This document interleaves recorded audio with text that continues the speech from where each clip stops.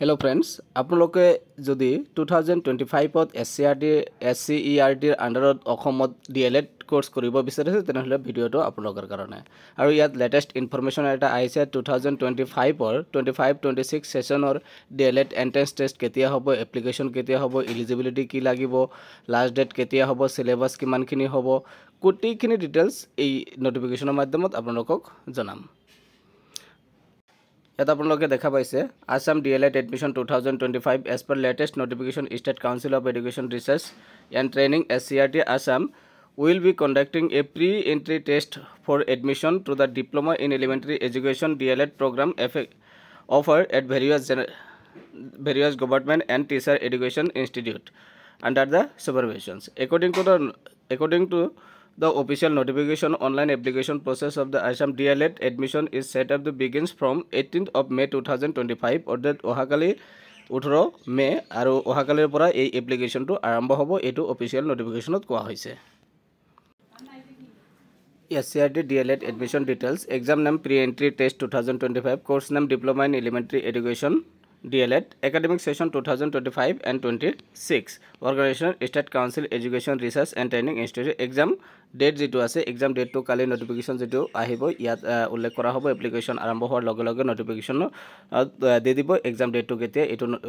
to be notified dia ase exam duration 2 hours er hobo etu apnaloke jano aru exam center to will be allocated aru application korar pisot exam center code thakibo etu details apnalokor logot share korim Next আপোনালোকে ইয়াত চাওক total যেটো পৰীক্ষা হ'ব exam হ'ব pre entry test DLED pre entry test ইয়াত total number of marks ইয়াত 100 থাকিব টোটাল কোৱেশ্চন 100 অৰ্থাৎ MCQ বেস আপোনালোকৰ পৰীক্ষাটো অনুষ্ঠিত হ'ব কোডিখিনি মাল্টিপল চয়েস কোৱেশ্চন থাকিব নেগেটিভ মাৰ্কস ইয়াত দিয়া আছে ইয়াত আপোনালোকে চাওক নেগেটিভ মাৰ্কিং যেটো সিস্টেম আছে for every incorrect answer 0.25 marks shall be deducted from the total marks secured by the candidates more than one answer given to the questions will be treated as the incorrect answer apuni jodi etat koi duta besi eto dark kore tenahole etu reject boli dhora hobe examination fees jitu ase examination fee etu dia ase 2025-26 or karone examination fee candidate applying for the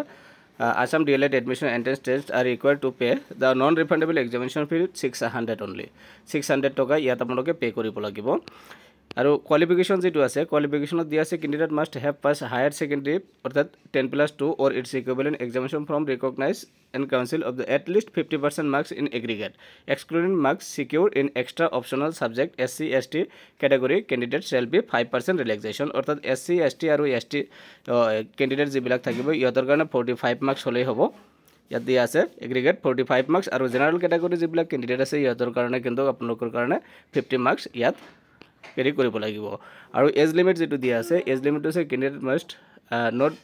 less than 18 years old and not more than 34 years আপোনালোকৰ যদি 34 ইয়াৰ plus হৈছে তেনেহলে কিন্তু আপোনালোকে eligible নহব আৰু 18 ইয়াৰ্ছত কৈ যদি কম আছে তেনেহলে কিন্তু এলিজিবল নহব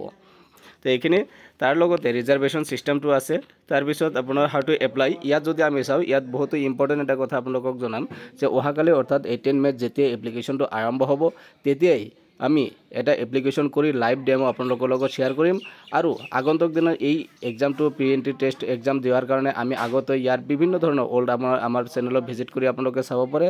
এনসাৰ কি কোশ্চেনস এক্সপেক্টেড কোশ্চেন বহুতখিনি সিলেবাস ওয়াইজ আমি ক্লাছবিলাক দি আইছো আৰু এবাৰো দিম আপোনালোকক এপ্লিকেশন কৰাৰ লগে লগে আপোনালোকক ক্লাছটো ৰেগুলাৰলি দি যাম আপোনালোকে আশা কৰো চেনেলটো সাবস্ক্ৰাইব কৰি লগতে থাকিব পৰৱৰ্তী সময়ত এপ্লিকেশন কেনেকৈ কৰিব কি ডকুমেন্টস লাগিব কেনেকৈ আপলোড কৰিব পেমেন্ট কেনেকৈ কৰিব গোটেইখিনি ডিটেইলছ লাইভ আপোনালোকৰ লগত শেয়াৰ কৰিম লগতে সিলেবাস ওয়াইজ আপোনালোকক ক্লাছবিলাক দি যাম ম্যাথছ ৰিজনিং